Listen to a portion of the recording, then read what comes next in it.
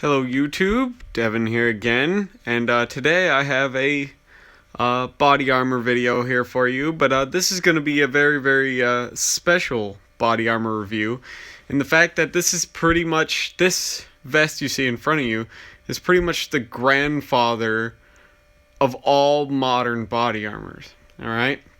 Now this is the ground troop body armor from Vietnam, and we'll take a look at the tag here now.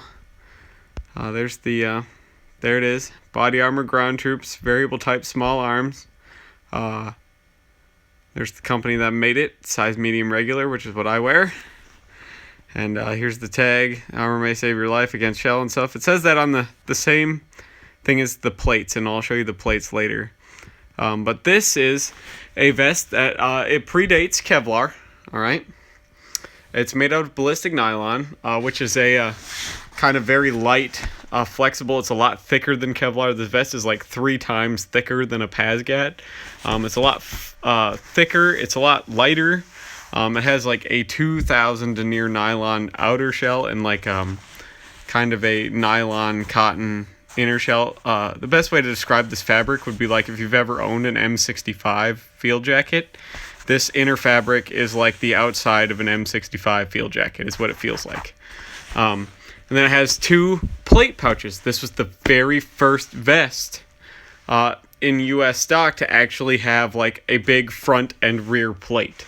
Kind of like a modern piece of body armor, as well as this is like one of the first vests that wasn't jacket type. This is a poncho type. So this is like, it's now come full circle. This vest here was actually made in 1970, March of 1970. And the plates I have, which I'll show you later because they can be worn independently, were also made March of 1970. And it consists of a front and rear plate in this vest. And these came out in Vietnam in response to the fact that lots of troops were getting killed. And even despite the fact that they were all issued flak jackets, which were ballistic nylon, some were just ballistic nylon, like most of the armies were just ballistic nylon, like the M69 vest was just ballistic nylon.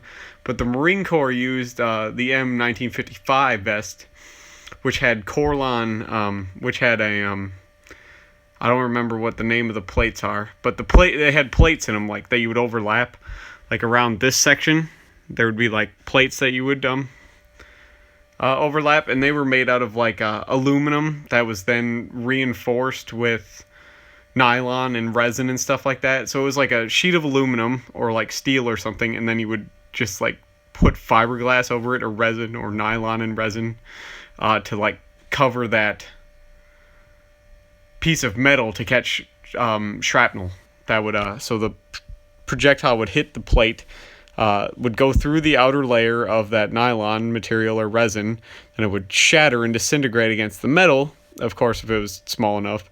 And then that same layer of nylon and resin would catch all the fragments, so they couldn't cause any more damage. So the Marine Corps used that, and the Army tend to use just a ballistic nylon vest, but both of those were inadequate against what U.S. troops were going up against at that time, which was mostly AK-47s and SKSs, which they both fire the same round, 7.62 by 39, which is an intermediate cartridge, but it's still quite powerful, and it could go right through a ballistic nylon vest like it wasn't there, and it would go through most of those plates in the Marine Corps' vests, like it wasn't even there. And that's a lot of soldiers chose not to wear them for that reason, because they didn't actually protect anything, didn't help with protection for the most part, and also the vests were way too hot, and they were way too heavy,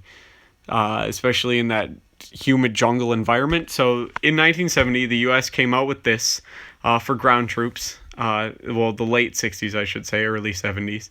I don't know how wide in numbers these were issued in or anything like that. I haven't seen any other videos on YouTube like this, as a matter of fact. So that's why I'm specifically doing a video on this, because I have 2 of these actually in mint condition for the most part. This one has a little bit of storage stuff on it, but for the most part, it's brand new. And they're made out of ballistic nylon, and they're set up just like a modern tactical vest, like outer tactical vest, like an IOTV or an MTV or an IMTV or any of those vests. This is like the grandfather of all of that, because it's a poncho style. You put it on, so you undo this cummerbund in the front, which is held in place with Velcro and snaps, 2 arms, and you lift it over your head and put it on. And it's adjustable here at one shoulder. It has kind of a quick release with 2 snaps. If you need to get the vest off real quick, you could undo this. You could just rip this, and you could grab this Velcro tab and just rip that up, and bam, you could take the vest off somebody. It has 2 plate pockets. The first one, the front one here, opens on the bottom, and you slide the vest up like that, and that would be the vest that has this little neck cutout in it. All right, so there's 2 plates. The one with the little neck cutout goes in the front, and the one in the back kind of is the same thing. It opens from the bottom, just held in place with Velcro. There's no snaps on it or anything. And that would be the rounded top plate. So the pouches are cut kind of large, which is okay. They needed the space, I guess. And then you could always put other stuff in there as far as like padding goes as well. Or you could just use that as a large storage pouch for keeping important shit behind your plates. So, but now we're going to throw the plates up here. And I have a set of plates, mint condition plates, and they are fucking heavy. All right, now, these are the plates that would go in the vest. And the cool thing I like about these plates that the U.S. has kind of gone to, like I said, this whole vest setup has come full circle, is if you didn't want to wear the vest, like let's say it's way too hot out, but you still need the protection and stuff like that, these plates go together in such a way that you can wear just the plates. They have straps on the back of them, so you could wear the plates without the vest, and then this cummerbund just goes around. There's a little square of Velcro on the center of that back plate, and you just kind of hook it on there, and you bring it all the way around the front on this side, and boom, you have a bulletproof vest. And this was designed specifically to stop AK rounds. So 7.62 by 39 is what this was set up to stop, and it worked pretty well for that. Now, these plates are incredibly heavy. So they're like sappy plates for the most part. They're made out of, I'm not quite sure what they're made out of. I was trying to do some reading before I did this video. I've seen 3 or 4 different things that says what they're made out of, but I couldn't nail down exactly what they're made out of. So if you can leave something in the comments, if you have something like that, or a cited example, and then leave a link to what the website too you found it out on. But these are incredibly heavy plates. They weigh, if I had to guess, more than like sappy plates would. They're pretty much the same thickness. They're like 3/4 of an inch thick. They're kind of that ceramic sounding when you hit them. Could hear that tap. But they are incredibly heavy. They must have some kind of reinforcement on them, because you can see this grid pattern, which leads me to believe there's some kind of like fabric reinforcement under here. They're finished very well around the edges with this nylon. The straps are held in place the same way with this nylon, and they're held in place very, very well. I don't think they'll ever come undone.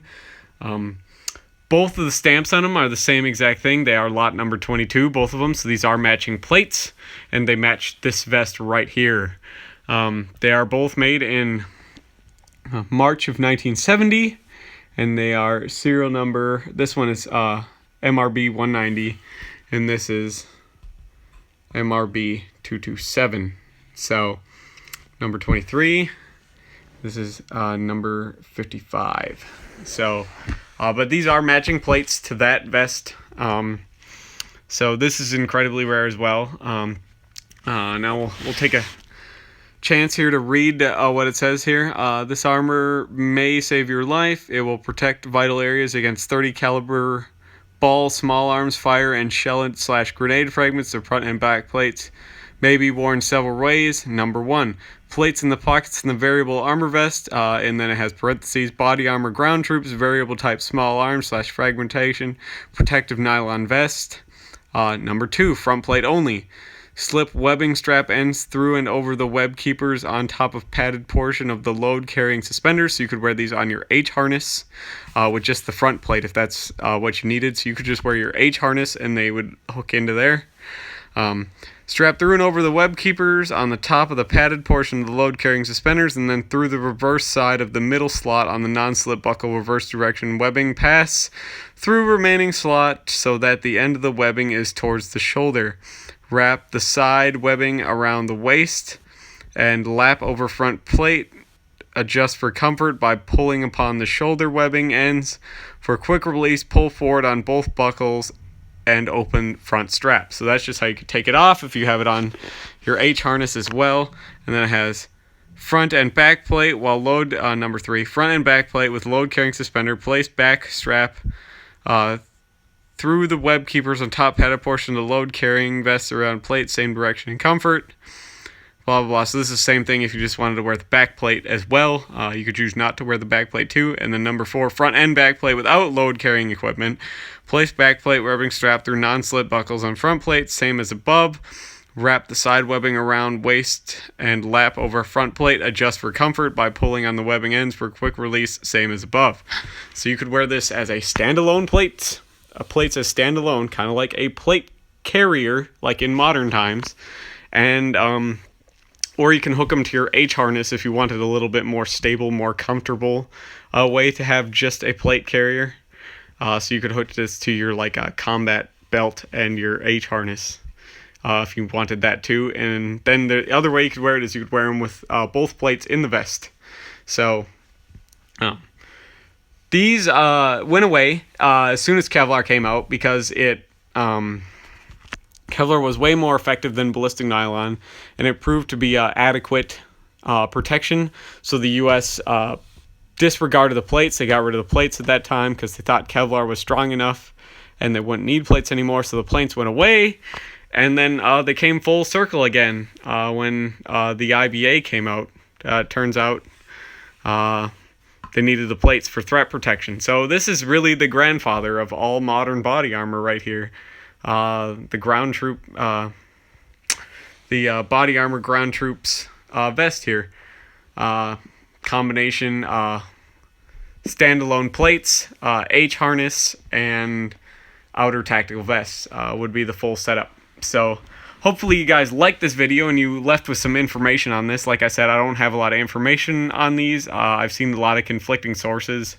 Most of the sources I have are from forums too, so I don't really know to trust them or not. But if you do have any information on these, or if you have experience with one of these, or you know somebody who has experience with one of these, feel free to leave me a comment. I'd very much like some more information on these as far as how long they served and everything like that.